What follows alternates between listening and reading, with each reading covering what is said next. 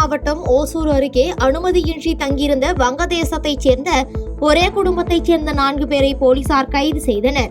4வரிடமும் விசாரணை மேற்கொண்டதில் சட்டவிரோதமாக குடியேறி 7 ஆண்டுகளாக ஓசூர் பகுதியில் தங்கி வந்தது தெரிய வந்ததை அடுத்து 4வரையும் போலீசார் சிறையில் அடைத்தனர்.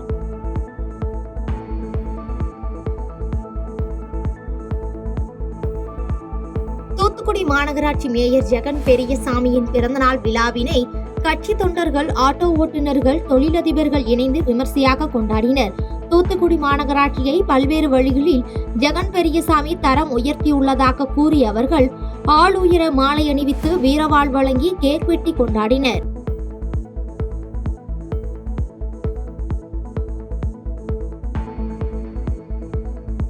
சென்னை ராயபுரத்தில் நகர்ப்புற வாழ்விட மேம்பாட்டு வாரியத்தின் கீழ் கட்டப்பட்ட அடுக்குமாடி குடியிருப்பு வீடுகள் அமைச்சர் குத்துவிளக்கு ஏற்றி திறந்து வைத்ததற்கு பிறகுதான் வழங்கப்படும் என அதிகாரிகள் கூறியதால் பொதுமக்கள் விரக்தி அடைந்தனர். இதனால் டோக்கன் வழங்கப்பட்டும் குடியிருப்புகள் இன்னும் வழங்காததால் பொதுமக்கள் போராட்டத்தில் ஈடுபட்டனர். 18 மாசத்துல வீடு கட்டி கொடுக்குறேன்னு சொல்லிட்டு காலி பண்ணி விட்டாங்க. வீட்டை 18 மாசத்துல கட்டித்தரன்ற வீடு இன்னைக்கு 6 வருஷம் 7 வருஷம் ஆகி போச்சு. இந்த 7 வருஷத்துல எங்களுக்கு வீடு கொடுத்த மாதிரி இல்லை. நாங்களும் இந்த 4வது முறை மறியல் பண்றோம். இந்த மறியலுக்கும் யாரும் கட்டுப்பட்டவங்களா தெரியல. எங்களுக்கு வீடு வேணும், எங்க வீட்டை கொடுக்கணும். அமைச்சர் வந்தாரு 5ஆம் மாசம் 25ஆம் தேதி உங்களுக்கு குத்துவிளக்கு ஏற்றி திறந்து வச்சிடறேன்னு சொன்னாரு. அந்த வேலையும் இன்னும் முடியல. 6ஆம் மாசம் 30ஆம் தேதிக்குள்ள நீங்க போயிடுவோன்னு சொல்லிட்டு ஆபீஸ்ல சொன்னாரு. அதோட வேலையும் இன்னும் முடியல. 7ஆம் மாசம் 1ஆம் தேதி வந்துடுச்சு. டோக்கன் வந்து போன வருஷம் 7ஆம் மாசம் டோக்கன் கொடுத்தாங்க. அந்த டோக்கன் கொடுத்து இது வரைக்கும் எங்களுக்கு எந்த முடிவும் எங்க வீட்டுக்கு தெரியல.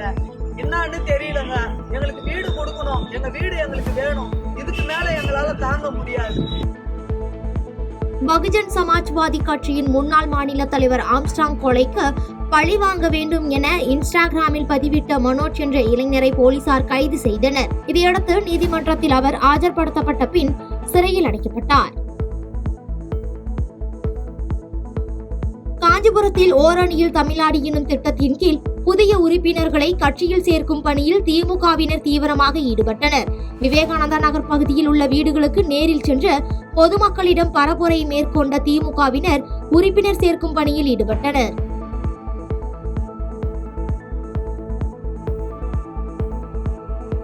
திருப்பூர் மாவட்டம் தாராபுரம் அருகே விநாயகர் மற்றும் அங்காளம்மன் கோயிலில் வள்ளி கும்மி ஆட்டம் கலைக்குழுவின் 34வது அரங்கேற்று விழா நடைபெற்றது. இதில் 100க்கும் மேற்பட்ட கலைஞர்கள் பங்கேற்று பாரம்பரிய கலையை அரங்கேற்றி அசத்தினர்.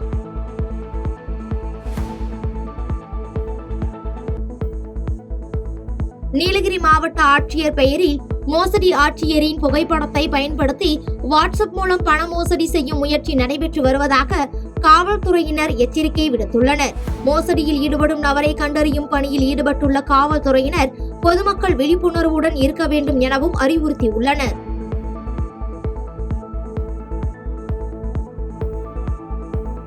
நெல்லையில் கால்வாயை தூர்வாராமல் கார்பருவ சாகுபடிக்காக அணையில் இருந்து தண்ணீர் திறக்கப்பட்டும் விவசாயம் செய்ய முடியாமல் தவிப்பதாக விவசாயிகள் வேதனை தெரிவித்துள்ளனர்.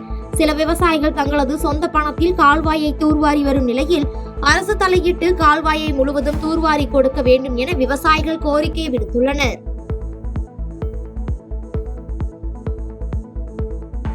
சேலம் மாவட்டம் ஓமலூர் அருகே மூதாட்டியை கொலை செய்து நகைகளை கொள்ளையடித்த குற்றவாளியிடம் தீவட்டிப்பட்டி போலீசார் விசாரணையை தொடங்கியுள்ளனர். கடந்த 1 மாதத்திற்கு முன்பு குற்றவாளி நரேஷ்குமாரை போலீசார் சுட்டுப்பிடித்த நிலையில் சிகிச்சை நிறைவடைந்ததை அடுத்து விசாரணையை மீண்டும் தொடங்கியுள்ளனர்.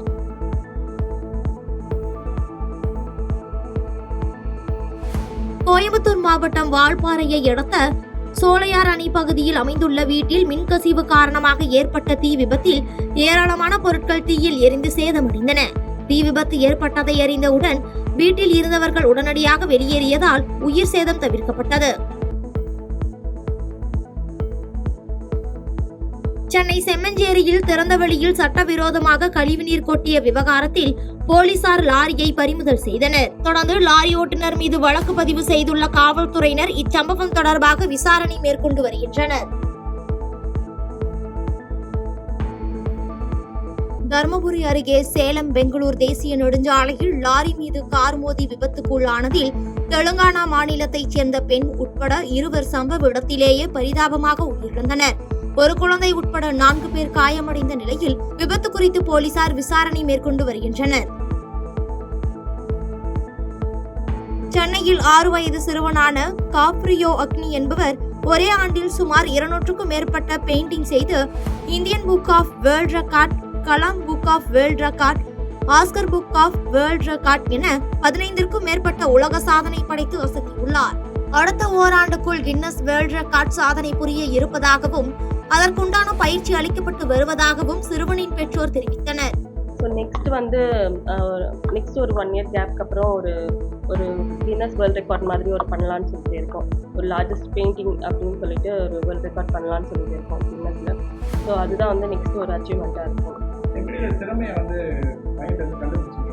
ஸோ 4 இயர்ஸில் பார்த்தீங்கன்னா இந்த ஸ்கூல் லீவ் எடுத்துருந்தாங்க இல்லையா, ஸோ ஆனுவல் லீவ். ஸோ அப்போ பார்த்தீங்கன்னா அவரே இந்த மொபைல்லாம் பார்த்து அவரே பெயிண்டிங்லாம் பண்ண ஸ்டார்ட் பண்ணாங்க. ஸோ நம்ம அதை அப்படியே விடக்கூடாது அப்படின்னு சொல்லிட்டு நாங்கள் கீப் ஆன் ப்ராக்டிஸ் பண்ணிகிட்டே இருந்தோம். ஸோ கிளாஸஸ்க்கெலாம் கூட அனுப்பிட்டு இருந்தோம் நாங்கள். ஸோ அதுலேருந்து தான் அவங்க நல்லா கற்றுக்கிட்டு இது பண்ணாங்க. ஈரோடு அருகே அரசு பள்ளியில் 12ஆம் வகுப்பு படித்து வந்த மாணவன் பள்ளியிலேயே மயக்கமடைந்து மர்மமான முறையில் உயிரிழந்த சம்பவம் பரபரப்பை ஏற்படுத்தியுள்ளது. மாணவனின் உடல் பிரேத பரிசோதனைக்கு அனுப்பி வைக்கப்பட்ட நிலையில் போலீசார் இச்சம்பவம் குறித்து விசாரித்து வருகின்றனர்.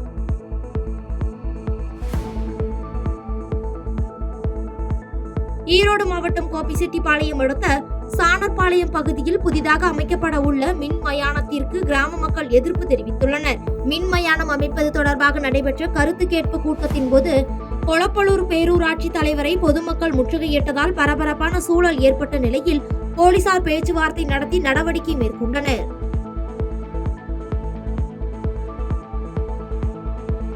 கடலூர் மாவட்டம் விருத்தாச்சலம் அருகே 2.5 டன் ரேஷன் அரிசி மூட்டைகள் வீட்டில் பதுக்கி வைத்திருந்த சாகுல் ஹமீது என்பவர் கைது செய்யப்பட்டார். ரகசிய தகவலின்படி சோதனை மேற்கொண்ட குடிமைப்பொருள் நுண்ணறிவு போலீசார் பிடிபட்ட நபரை காவல்துறையினரிடம் ஒப்படைத்தனர்.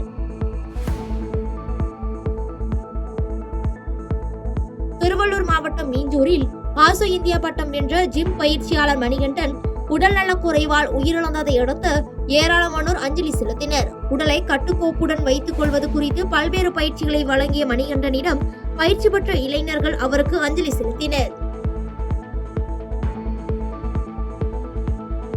திருவாரூரில் ரயில்வே முதுநிலை கோட்ட பொறியாளரின் ஊழியர் விரோத போக்கை கண்டித்து ரயில்வே ஊழியர்கள் திடீர் வேலை நிறுத்தம் செய்து ஆர்ப்பாட்டத்தில் ஈடுபட்டனர். இதனால் அங்கு காரைக்கால் பெங்களூர் இடையிலான விரைவு ரயில் கால தாமதமாகிய நிலையில் அதிகாரிகள் ஊழியர்களிடம் பேச்சுவார்த்தை நடத்தி போராட்டத்தை முடிவுக்கு கொண்டு வந்தனர்.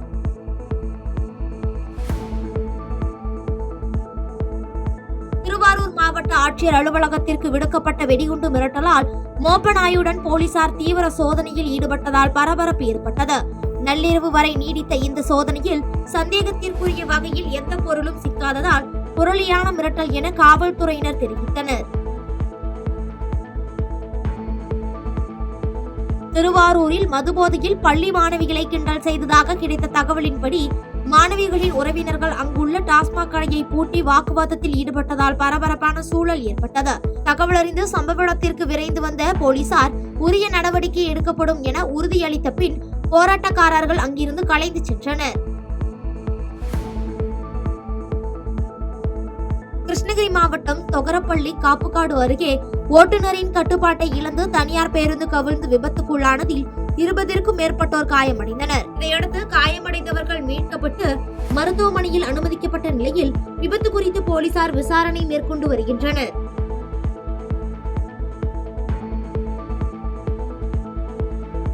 கள்ளக்குறிச்சி மாவட்டம் சங்கராபுரம் அருகே மேல் சிறுவலூர் கிராமத்தில் உள்ள புறம்போக்கு இடத்தில் உள்ள வீடுகளை அகற்ற வந்த வட்டார வளர்ச்சி அலுவலரின் வாகனத்தை பொதுமக்கள் சிறைப்பிடித்ததால் பரபரப்பான சூழல் நிலவியது.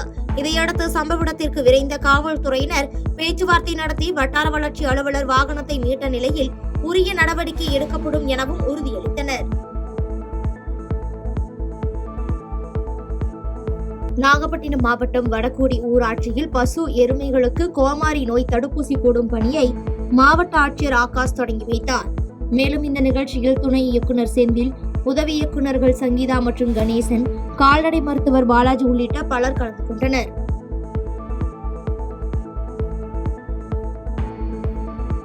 சென்னை குரோம்பேட்டை அருகே மது அருந்திய கும்பலை தட்டி கேட்டதற்காக கடை உரிமையாளர் மற்றும் ஊழியர்களை கொடூரமாக தாக்கும் கும்பலின் சிசிடிவி காட்சிகள் வெளியாகி வைரலாகி வருகிறது.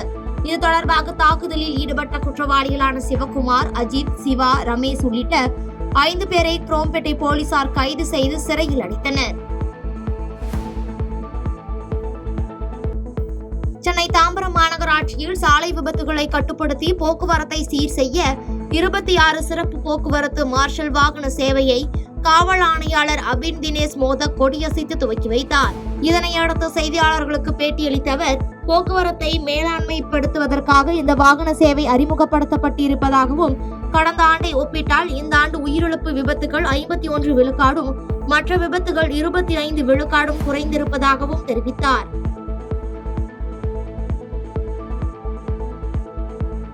கடலூர் மாவட்டம் ஐவதக்குடியில் உள்ள அரசு மாதிரி மேல்நிலை பள்ளி கட்டிடம் தரமில்லாமல் இருப்பதாக எழுந்த புகாரின் அடிப்படையில் விருத்தாச்சலம் சட்டமன்ற உறுப்பினர் ராதாகிருஷ்ணன் திடீர் ஆய்வு மேற்கொண்டார். மேலும் இது தொடர்பாக மாவட்ட ஆட்சியரை தொடர்பு கொண்டு பள்ளியின் நிலைமை குறித்தும் மற்றும் உரிய நடவடிக்கை எடுக்க சட்டமன்ற உறுப்பினர் வலியுறுத்தினார்.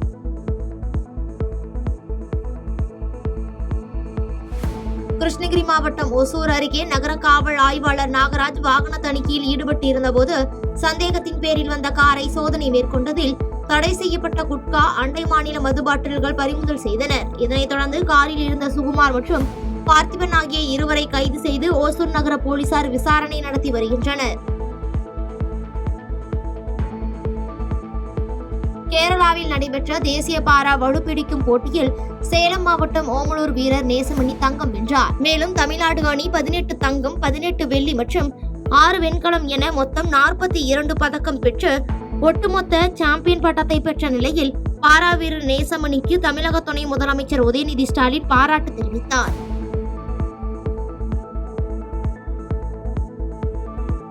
ஈரோடு மாவட்டம் மாநகராட்சிக்குட்பட்ட அக்ரகாரம் பகுதியில் மதுபோதையில் இருசக்கர வாகனத்தில் கைக்குழந்தையுடன் வந்த இளைஞரிடமிருந்து வாகனத்தை பறிமுதல் செய்து குழந்தையை மீட்ட தலைமை காவலரின் நிகழ்ச்சி காட்சி சமூக வலைதளங்களில் வெளியாகி வைரலாகி வருகிறது. இதனைத் தொடர்ந்து அவரின் இந்த செயலை பொதுமக்கள் மற்றும் சமூக ஆர்வலர்கள் பாராட்டி வருகின்றனர்.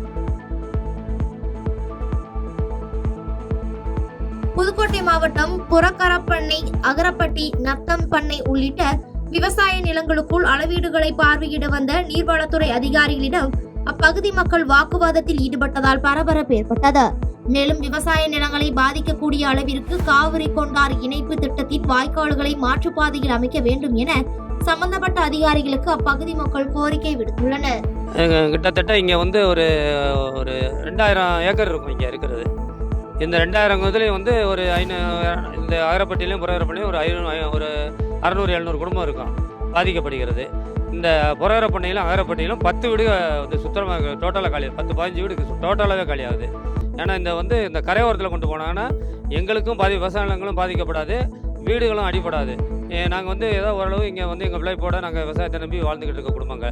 இதை அரசு தலையிட்டு, மாவட்ட ஆட்சியர்களும் இதில் முழுமையாக தலையிட்டு இதை மாற்றி அமைக்க வேண்டும். இல்லை என்றால் எங்களுக்கு போராடுவதை தவிர வேறு வழி இல்லை.